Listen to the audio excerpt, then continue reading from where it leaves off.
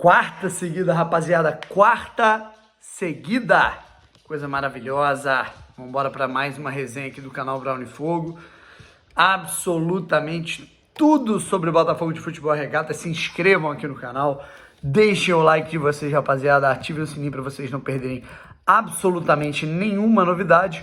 E vamos conversar sobre mais uma vitória do Botafogo, cara. São 4 jogos com Anderson Moreira à frente do Botafogo. 4 vitórias da equipe do Botafogo, rapaziada. Ganhamos o Confiança fora de casa, ganhamos o CSA em casa, ganhamos o Vasco da Gama, rival em casa, e ganhamos agora a Ponte Preta, 2 Botafogo, 0 Ponte Preta, 4 jogos, 4 vitórias, 100% de aproveitamento. São o quê? 7 gols marcados pelo Botafogo e nenhum gol sofrido desde a chegada de Anderson Moreira ao Botafogo de Futebol Regatas. Beleza, rapaziada? Se inscreve aqui no canal, deixa o like, ativa o sininho e a gente começa a falar um pouco sobre esse time do Botafogo e vamos já para a classificação da Série B, tá? Eu já vou começar aqui falando um pouco da classificação do Botafogo na Série B do Campeonato Brasileiro.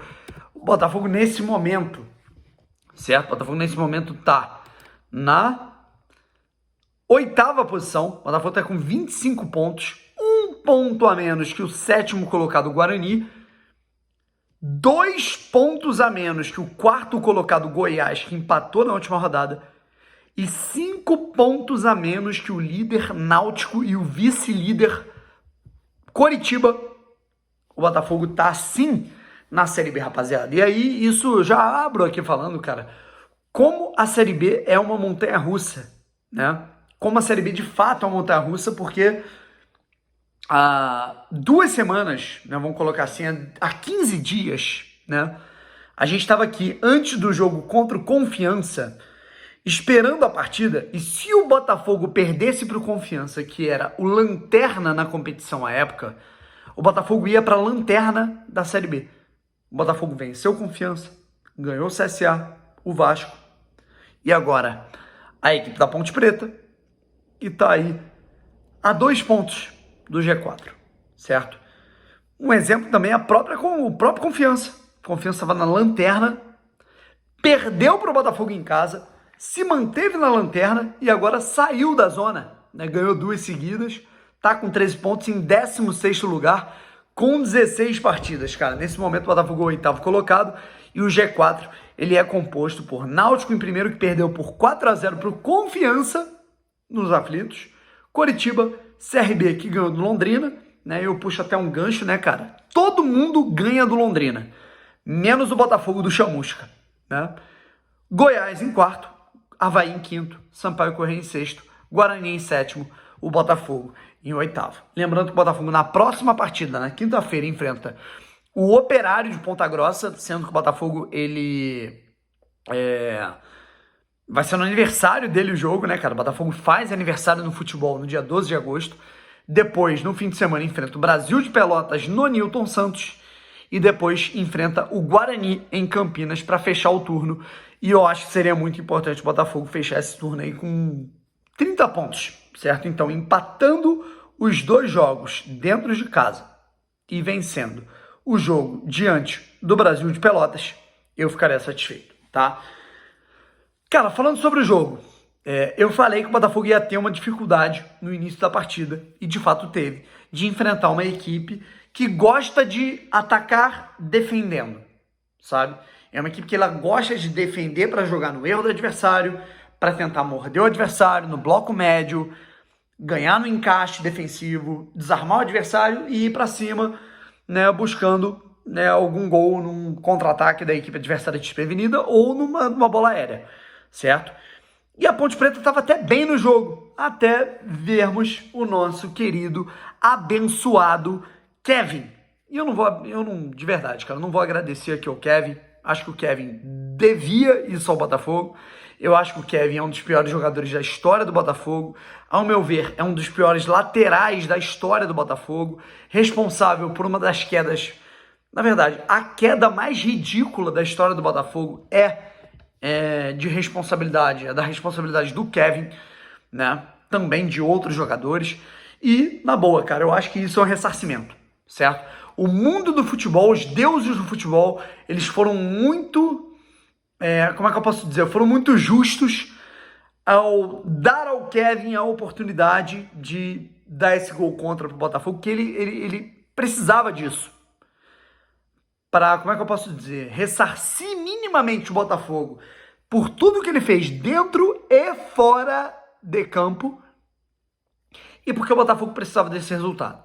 Era um jogo duro, a Ponte Preta chegando em alguns momentos, no contragolpe, o Botafogo chegando em alguns momentos ali na construção, e aí o Botafogo consegue marcar um gol ali, no gol contra do Kevin, e parte para o segundo tempo de uma forma que eu nem imaginava. E talvez se não fosse o nosso amigo Kevin, o Botafogo nem fosse para o segundo tempo dessa forma. Talvez o Botafogo fosse para o segundo tempo tentando buscar o resultado e não com o regulamento debaixo do braço, construindo com mais tranquilidade, ou contra-golpeando, ou pegando a Ponte Preta no erro, né?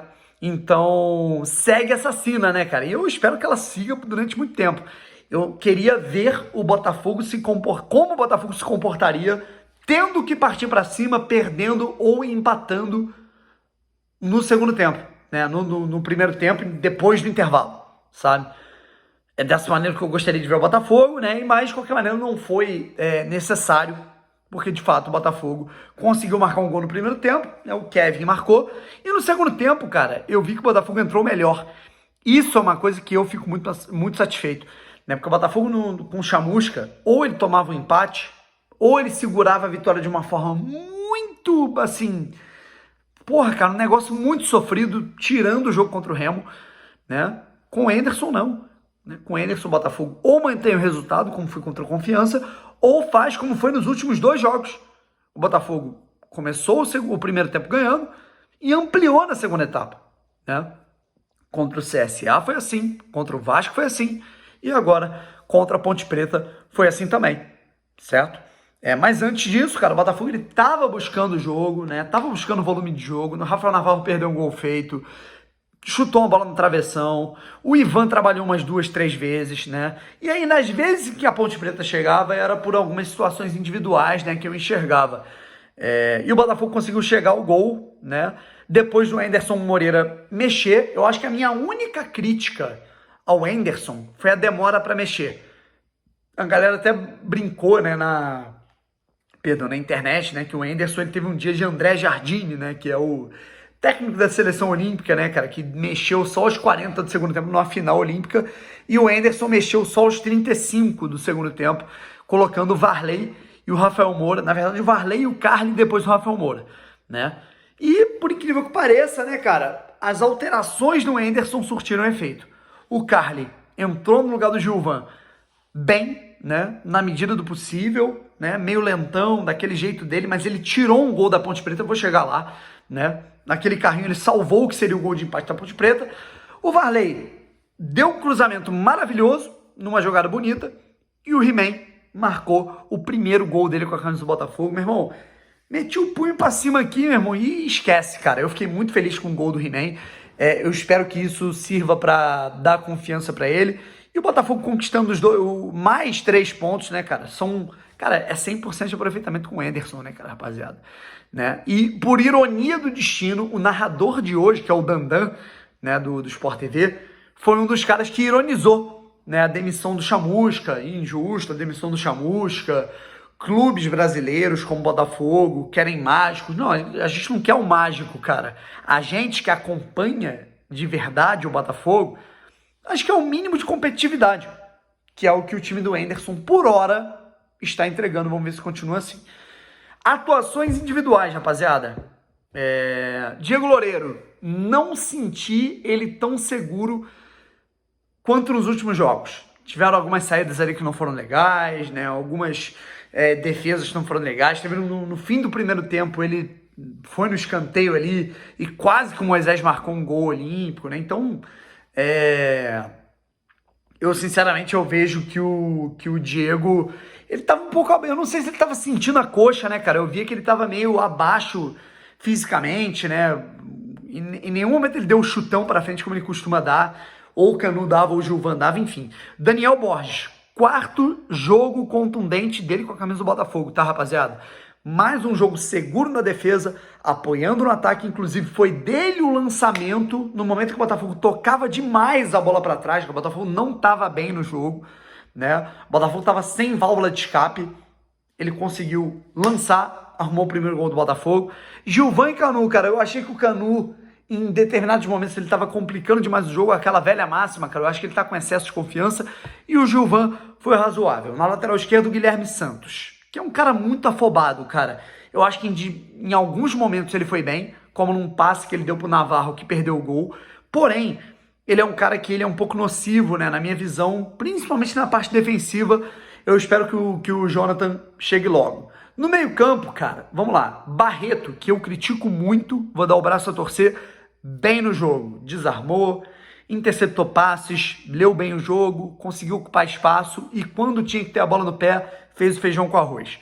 Pode ter prejudicado a escolha por conta no momento que o Botafogo estava ali tentando pressionar. O Barreto é um cara que tem pouca rodagem, verdade. Mas o Botafogo ganhou, certo? E aí, a gente vê essa boa partida defensiva do Barreto, mas eu afirmo aqui, terão momentos em que o Botafogo precisará de mais apoio ofensivo e o Barreto não vai ser esse cara. Pedro Castro, para mim, foi o pior jogador do Botafogo dentro de campo, defensiva, ofensivamente, não preciso nem falar o porquê, né? Ele de fato não deu certo nessa Série B ainda e eu acho que ele merece um banco. Chay, um dos jogadores mais voluntariosos e mais produtivos do Botafogo buscando o jogo, colocou uma bola na trave, foi bem na partida, não tenho o que falar do Chay, mesmo quando ele não faz gol, ele é muito produtivo. Diego Gonçalves, achei que ele foi assim, pior do que o jogo contra o CSA, contra o Vasco, por exemplo. Acho que ele tentou se enfeitar demais e na única jogada que ele foi muito objetivo, ele quase deu um gol pro Navarro, mas eu acho que ele pode melhorar.